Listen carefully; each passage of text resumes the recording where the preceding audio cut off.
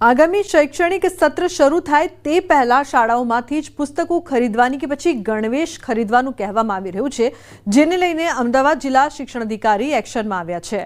આગામી 9 જૂનથી શાળાઓનું શૈક્ષણિક સત્ર શરૂ થઈ રહ્યું છે, ત્યારે અમદાવાદની અનેક શાળાઓએ ગણવેશ અને પુસ્તક ખરીદીનો વેપલો શરૂ કર્યાની ફરિયાદો ઉઠી રહી છે। અમદાવાદ જિલ્લા શિક્ષણ અધિકારી કચેરી દ્વારા પૂર્વ વિસ્તારની યુનાઇટેડ વેલી નામની શાળાને નોટિસ પણ ફટકારી છે। અન્ય શાળાઓને પણ નિર્દેશ કરવામાં આવ્યો છે કે વાલીઓને આવી કોઈ ફરજ પાડવામાં ન આવે। અમદાવાદ જિલ્લા શિક્ષણ અધિકારીએ જણાવ્યું છે કે જો કોઈ શાળા આ પ્રકારે સ્કૂલ યુનિફોર્મ કે બુક્સ ખરીદવા દબાણ કરે છે તો અમદાવાદ જિલ્લા શિક્ષણ અધિકારી કચેરીએ જાણ કરો તેમજ વાલીઓ માટે સારથી હેલ્પલાઇન પણ શરૂ કરવામાં આવી છે। આ સારથી હેલ્પલાઇન અમારી એક પહેલ છે, જેના દ્વારા અમે વાલીઓના તમામ પ્રશ્નોનું નિરાકરણ લાવીએ છીએ, જેમાં 9909922648 આ સારથી હેલ્પલાઇન નંબર છે, જેના પર વાલીઓ ફરિયાદ કરી શકે છે। વાલીઓ વોટ્સએપ કરીને પોતાની ફરિયાદ કરી શકે છે। આવી શાળાઓ કે જેઓ શિક્ષણના નામે વેપાર કરી રહી છે તે વેપાર પર અમે રોક લગાવીશું। આવી શાળાઓ સામે 10,000થી માંડીને 1 લાખ સુધીનો દંડ પણ થઈ શકે છે। અમદાવાદની પૂર્વ વિસ્તારની એક શાળાને નોટિસ પણ ફટકારવામાં આવી છે। અમદાવાદ શહેરની તમામ શાળાઓને આરટીના રૂલ્સ પ્રમાણે કોઈ પણ પ્રકારે વાલીને કોઈ એક ચોક્કસ જગ્યા ઉપરથી પુસ્તકો કે એનું સંદર્ભ સાહિત્ય કોઈ પણ પ્રકારે બેગ વગેરે કોઈ ચોક્કસ જગ્યાએથી લેવા માટે દબાણ ન કરી શકાય। એ કોઈ પણ જગ્યાએથી વાલી ખરીદી શકે છે। તમે ચોક્કસ જે તમારું નક્કી કરેલું જે છે પુસ્તકો એ તમે કહી અને લિસ્ટ આપી દો, એના પછી એઓ પોતાની રીતે મેળવી શકે છે। એટલે કોઈ દબાણ ન કરી શકાય। એ બાબતે અમે ગત વર્ષે આમ તો દર વર્ષે અમે તમામ શાળાઓને આ બાબતે અવગત કરીએ છીએ અને આ ઘટના ધ્યાને આવી, આ ફરિયાદ ધ્યાને આવી તો તાત્કાલિક ફરીથી અમે પાછું આજે પત્ર કરી તમામ શાળાઓને ઇન્ફોર્મ કરીએ છીએ, સૂચના આપીએ છીએ। વધુમાં મારી સારથી હેલ્પલાઇન પણ છે, જેની અંદર પણ કોઈ પણ પ્રકારની વાલી વિદ્યાર્થીને આ પ્રકારની જો ફરિયાદ હોય તો તેના ઉપર પણ તેઓ મેસેજ દ્વારા અમને જણાવી શકે છે। તો સુરતમાં વિદ્યાર્થીઓ માટે નવી તક ઊભી થઈ છે।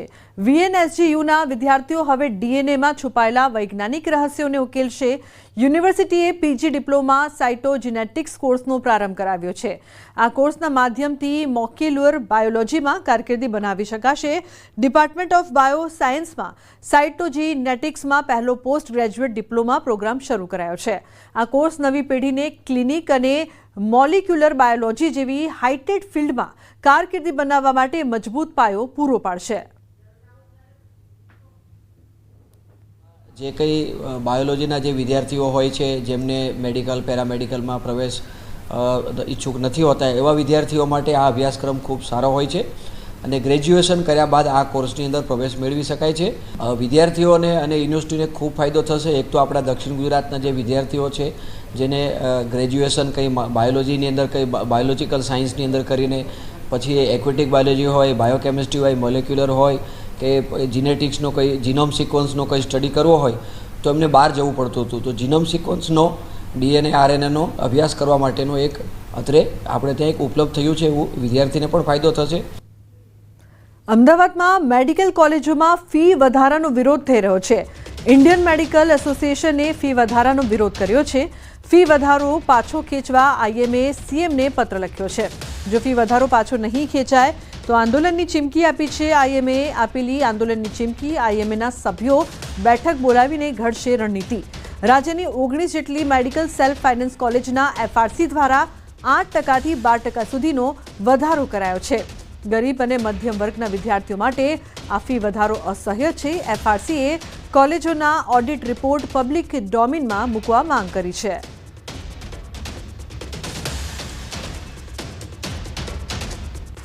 જો સરકાર આમાં યોગ્ય નહીં કરે તો ઇન્ડિયન મેડિકલ એસોસિએશન એની કમિટી બોલાવીને નક્કી કરશે કે આગળ શું કરવું છે। સરકારે અથવા ફી રેગ્યુલેટરી કમિટીએ જે તે સંસ્થાના ઓડિટ રિપોર્ટ વેબસાઇટ ઉપરનો પ્રજા જોઈ શકે એ રીતે મૂકવા જોઈએ। એનું જે પણ સેલરી આપવામાં આવે છે કે એનએમસી નેશનલ મેડિકલ કમિશને જે પ્રમાણે ઘટાડો કર્યો છે એ પ્રમાણે આપવામાં આવે છે કે નહીં એ પણ લિસ્ટ મૂકવું જોઈએ। રાજકોટ મહાનગરપાલિકાનું સર્વર હેક થયું હોવાની ઘટના સામે આવી હતી। આ મામલે ડેપ્યુટી મ્યુનિસિપલ કમિશનર ચેતન નંદાણીએ જણાવ્યું કે રાજકોટ મહાનગરપાલિકાના સર્વરમાં કેટલીક શંકાસ્પદ એક્ટિવિટી થઈ, જે બાબતનો ખ્યાલ આવી જતા તાત્કાલિક અસરથી સર્વરને આઇસોલેટ કરવામાં આવ્યું હતું અને તમામ એજન્સીઓ દ્વારા કઈ રીતે શંકાસ્પદ એક્ટિવિટી થઈ હતી, કોના દ્વારા શંકાસ્પદ એક્ટિવિટી કરવામાં આવી હતી, તે તમામ સંદર્ભે હાલ તપાસ કરવામાં આવી રહી છે. મહાનગરપાલિકાનો હાલ તમામ ડેટા સુરક્ષિત હોવાનું જાણવા મળી રહ્યું છે. ઉલ્લેખનીય છે કે હેકર્સ દ્વારા મહાનગરપાલિકાનો 40 GB ડેટાની ચોરી કરી હોવાની વાત ફેલાઈ હતી. કોઈ યાંત્રિક ખામી છે કે કોઈ ખરેખર એટેકનો પ્રયાસ થયો છે, એ આપણે એની એક્સરસાઇઝ અત્યારે ચાલુ છે. આ જ્યારે ઘટના બની એ પછી આપણી જે ટેક્સ કલેક્શન સ્કીમ હતી એમાં મહત્તમ વસ્તુ ઓનલાઈન ભરાઈ છે, એમાં કોઈ આપણને અસર દેખાણી નથી. સમાચારનો પ્રવાહ યથાવત રહેશે. હાલ રોકાઈશું બ્રેક માટે. આપ જોતા રહો ન્યૂઝ 18 ગુજરાતી.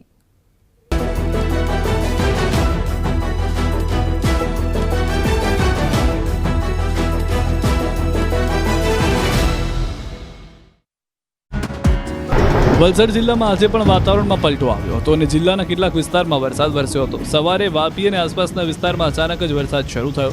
થોડી જ વારમાં વરસેલા વરસાદને કારણે રસ્તાઓ ભીના થઈ ગયા. આમ ગરમીના માહોલમાં વરસાદ વરસતા વાતાવરણમાં ઠંડક પ્રસરી અને લોકોએ ગરમી અને બફારાથી રાહત અનુભવી. જો કે વહેલી સવારે વરસાદ વરસતા વાતાવરણ ખુશનુમા બન્યું હતું. તો મોરબીમાં વરસાદી માહોલ જામ્યો. સવારથી વાદળછાયા વાતાવરણ વચ્ચે શહેરમાં વરસાદી માહોલ સર્જાયો. ધીમી ધારે વરસાદ વરસતા વાતાવરણમાં ઠંડક પ્રસરી. આ તરફ અમદાવાદમાં આઈપીએલની મેચ વચ્ચે સાંજે ધોધમાર વરસાદ પડ્યો. ભારે વરસાદ પડતા ક્રિકેટ પ્રેમીઓના જીવ અદ્ધર થઈ ગયા.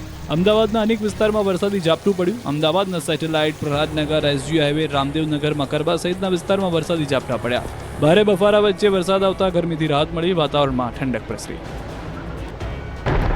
ગુજરાતમાં ચોમાસું વિધિવત હજુ બેઠું નથી. ગુજરાતથી હજુ દૂર છે ચોમાસું, પણ ગુજરાતમાં પ્રી મોન્સૂન એક્ટિવિટીના ભાગરૂપે અમુક ભાગોમાં વરસાદ પડી રહ્યો છે.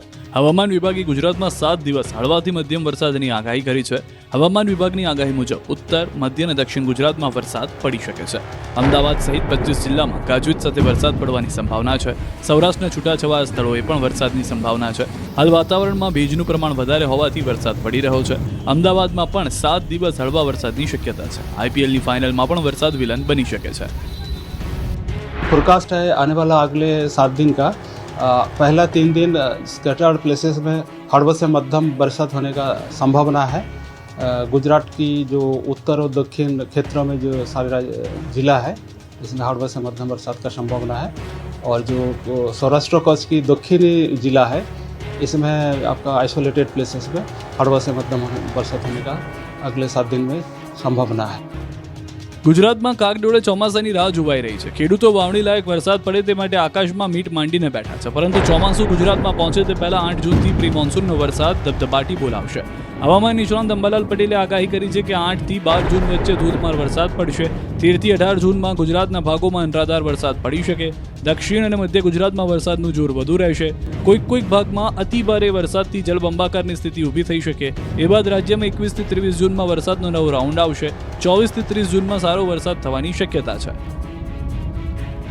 તારીખ 12 થી 16 કે 18માં દક્ષિણ ગુજરાત અને વડોદરાના ભાગો અને પંચમહાલના ભાગોમાં વરસાદ થવાની શક્યતા રહેશે. ગુજરાતીઓ કોરોના હવે ધીમા પગ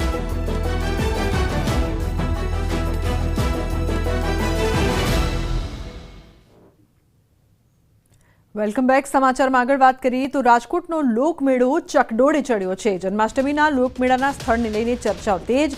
સામાજિક અગ્રણી પુરુષોત્તમ પીપળિયાનું નિવેદન, લોકમેળા શહેરની મધ્યમાં જ થવો જોઈએ. મેળો રેસકોર્સ કે શાસ્ત્રી મેદાન ખાતે થવો જોઈએ. મેળો બહાર લઈ જવાશે તો લોકોનો ખર્ચ વધશે. ના મેળા માટે રાજકોટની મધ્યસ્થ મેદાનો હોય તે આવશ્યક છે. કારણ કે ગરીબ વર્ગ માટે જે ટ્રાન્સપોર્ટેશન ખર્ચ છે એ ન કરવો પડે. આપ જાણો છો કે બેફામ રિક્ષા ભાડું છે. આવા રિક્ષા ભાડા સહિતના અનેક ખર્ચાઓ જો સિટીની બારોબાર આવો મેળો યોજવામાં આવે તો મારી દ્રષ્ટિએ વધી જતા હોય છે. આપ જો સનદી અધિકારીઓ બધા રહ્યા છે. આ પોલીસ કમિશનરથી માંડીને તમામ સનદી અધિકારીઓ ત્યાં રહે છે. કલેક્ટર પણ તેની નજીકમાં જ રહે છે. બીજું રાજકારણ ટોચના રાજકારણીઓ પણ આજુબાજુની સોસાયટીમાં રહે છે અને ઉદ્યોગપતિઓ અને વેપારીઓ પણ રહે છે. એટલે મારી દેશને ક્યાંક ને ક્યાંક એની નારાજગી વહોરવી ન પડે એ પણ એક કારણ હોઈ શકે. રાજકોટનું જે રેસકોર્સ ગ્રાઉન્ડ છે એ લોકમેળાને લઈને ખૂબ જ નાનું પડે છે, એટલે આ ગીચતાનો પ્રશ્ન આવે છે. આજુબાજુમાં રહેતા સોસાયટીવાળા લોકોને પણ આ લોકમેળાને લીધે થઈને ટ્રાફિકની સમસ્યા પણ ઘણી બધી થતી હોય છે, ગીચતાનો પણ પ્રશ્ન આવે છે અને જગ્યાની સંકળાશ હોવાથી છેલ્લા 1 વર્ષથી સતત અમારી જિલ્લા સંકલન સમિતિમાં કલેક્ટરશ્રીને રજૂઆત હતી કે ભાઈ આ વખતે આ લોકમેળાને જો બીજી જગ્યાએ ફેરવવામાં આવે તો એક તો મોટી જગ્યા પણ મળી શકે. બકરી ઈદમાં પશુઓના વેચાણ અને કતલને લઈને વીએચપી દ્વારા વિરોધ કરાયો છે. વીએચપીએ પત્ર લખ્યો છે. પશુઓના ગેરકાયદેસર વેચાણ અને કતલ પર રોકથામની કડક કાર્યવાહી કરી છે. વીએચપી દ્વારા માંગ કરાઈ છે. વીએચપીના ક્ષેત્રીય મંત્રી અશ્વિન પટેલે ગૌહત્યા મુદ્દે રાષ્ટ્રપતિ ઉપરાંત રાજ્યપાલને પત્ર દ્વારા રજૂઆત કરાઈ છે. બકરી ઈદ નિમિત્તે પશુની હત્યા ન થાય તે અંગે માંગ કરાઈ છે. પશુ એક્ટ થયેલા કાયદા પ્રમાણે પશુ લઈ જવા કરી છે માંગ.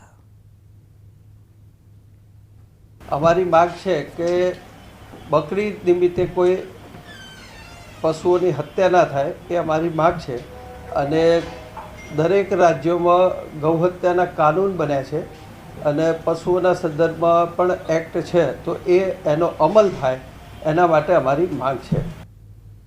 તો સમાચારમાં આગળ વાત કરીશું. રાહુલ ગાંધીએ ખોલી ગુજરાત કોંગ્રેસની પોલ.